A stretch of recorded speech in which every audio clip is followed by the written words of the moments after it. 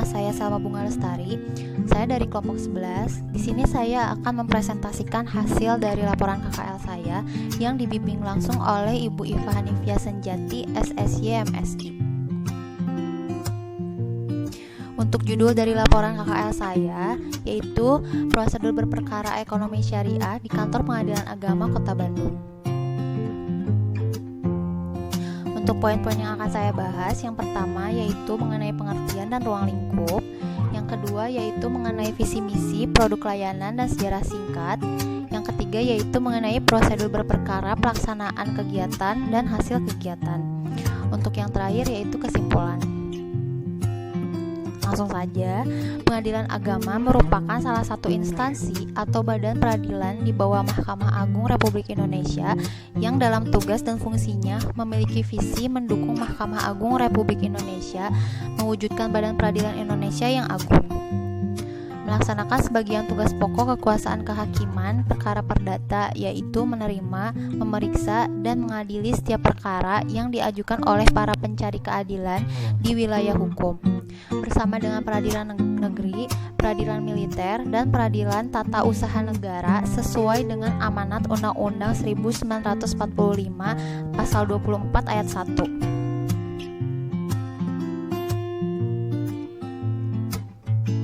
Menurut Undang-Undang Nomor 3 Tahun 2006 tentang Peradilan Agama Ayat 3, Peradilan Agama merupakan salah satu pelaksana kekuasaan kehakiman bagi rakyat pencari keadilan yang beragama Islam mengenai perkara perdata tertentu yang diatur dalam undang-undang ini. Maksudnya adalah Pengadilan Agama mempunyai asas personalitas keislaman, artinya yang tunduk dan yang dapat ditundukkan kepada kekuasaan kehakiman di lingkungan peradilan agama hanya bagi pemeluk agama Islam dalam perkara tertentu dan atau hubungan hukum yang melandasi keperdataan tertentu tersebut berdasarkan hukum Islam. Untuk lokasi dari kantor pengadilan agama itu sendiri, kantor pengadilan agama berlokasi di Jalan Terusan Jakarta, Antapani Tengah, nomor 120, Kecamatan Antapani, Kota Bandung.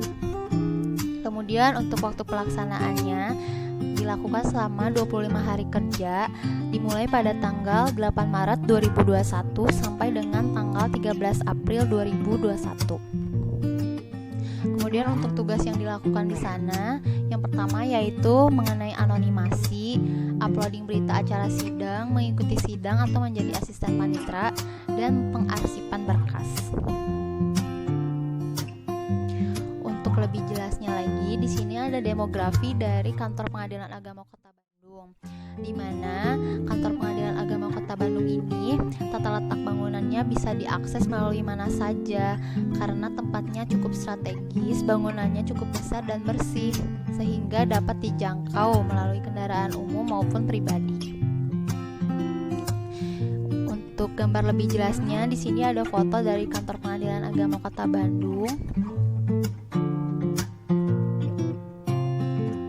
Kemudian visi misi Pengadilan Agama Bandung, yaitu visinya terwujudnya Pengadilan Agama Bandung yang agung.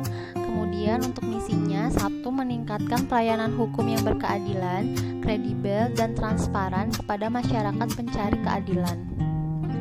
2. Meningkatkan kinerja aparat ke Pengadilan Agama Bandung yang profesional, efektif, efisien dan akuntabel.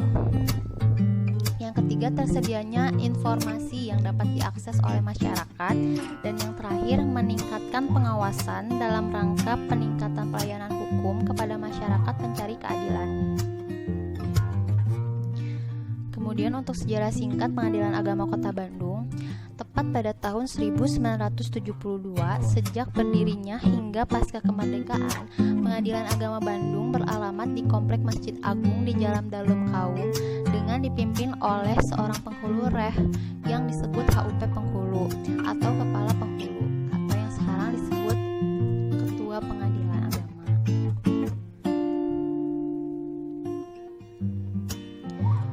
Seiring dengan berjalannya waktu, pada tanggal 11 Februari 2008, Bapak Ketua Mahkamah Agung Republik Indonesia, Bapak Bagir Manan, meresmikan gedung Kantor Pengadilan Agama Bandung yang baru yang terletak di Jalan Terusan Jakarta nomor 120 Antapani, Kota Bandung. Gedung kantor Pengadilan Agama Bandung yang baru ini mulai beroperasional pada tanggal 18 Februari 2008, 1 minggu setelah acara peresmian.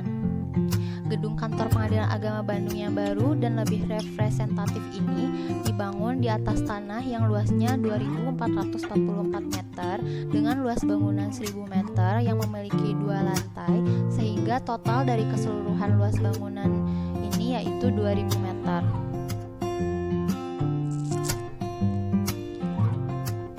Jumlah keseluruhan karyawan yang bekerja di kantor Pengadilan Agama Bandung yaitu yang pertama ada ketuanya ada 1 orang, wakil ketua dan 0, hakim memiliki 20 orang, panitera 1 orang, sekretaris 1 orang, panitera muda 3 orang, kepala subbagian ada 3 orang, panitera pengganti ada 15 orang, jurusita ada 3 orang, jurusita pengganti ada 4 orang, bagian staf administrasi ada 4 orang, sehingga dalam jumlah keseluruhannya ada 55 orang.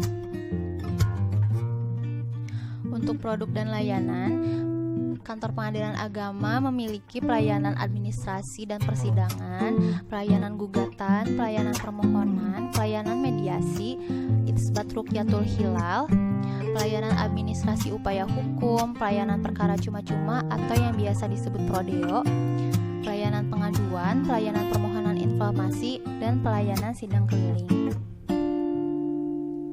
Untuk hasil dari pelaksanaan dan kegiatannya, anonimasi perkara yang pertama, anonimasi adalah pengaburan identitas pihak berperkara yang selanjutnya diupload ke dalam sistem informasi penelusuran perkara. Kemudian menyusun arsip perkara sesuai nomor box, penyusunan box sesuai dengan nomor box yang berurutan. Kemudian ada menulis nomor box berkas perkara, yaitu merapikan berkas perkara sesuai dengan urutan nomor box agar tersusun rapi di gudang arsip. Kemudian ada pencatatan, di mana pencatatan ini menulis identitas penggugat, tergugat, pemohon, termohon, majelis hakim, nomor pendaftaran, tanggal sidang, dan lain-lain di sampul berkas perkara.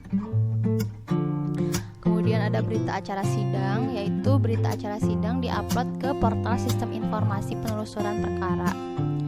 Dan yang terakhir ada asisten panitera, di mana saya bertugas memanggil peserta sidang melalui komputer, mengikuti alur jalannya persidangan, mencatat jalannya persidangan, dan menjalankan putusan pengadilan atau eksekusi. Untuk prosedur berperkara ekonomi syariah di Pengadilan Agama Bandung, yang pertama melakukan pendaftaran perkara ekonomi syariah di meja pertama kepada panitera. Kemudian yang kedua, penunjukan hakim, pemeriksaan atau penunjukan panitera atau jurusita, yaitu pemeriksaan awal oleh hakim tunggal sampai penetapan hari sidang.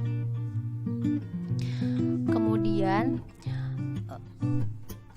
pemeriksaan pendahuluan, penetapan hari sidang, PHS atau rilas dengan hari sidang pertama rilas harus sampai kepada para pihak. Pemeriksaan perkara sederhana dalam sidang, pembuktian, putusan, dan yang terakhir adalah upaya hukum. Ya, kemudian yang terakhir yaitu kesimpulan. Penyelesaian masalah atau perkara ekonomi syariah bisa diselesaikan di Pengadilan Agama. Perkara ekonomi syariah dapat diajukan dalam bentuk gugatan sederhana atau gugatan dengan acara biasa. Kewenangan ini secara khusus diatur dalam pasal 49 huruf I Undang-Undang Nomor 3 Tahun 2006 tentang perubahan atas Undang-Undang Nomor 7 Tahun 1989 tentang peradilan agama, yang menyatakan bahwa pengadilan agama mempunyai kewenangan untuk menerima, memeriksa, dan mengadili serta menyelesaikan sengketa di bidang ekonomi syariah, yang kemudian ditegaskan dalam ayat 1 pasal 55 Undang-Undang Nomor 21 Tahun 2008 tentang perbankan syariah, bahwa penyelesaian sengketa perbankan syariah dilakukan oleh pengadilan dalam lingkungan peradilan agama. Sekian presentasi dari saya. Mohon maaf apabila banyaknya kekurangan. Terima kasih. Wassalamualaikum warahmatullahi wabarakatuh.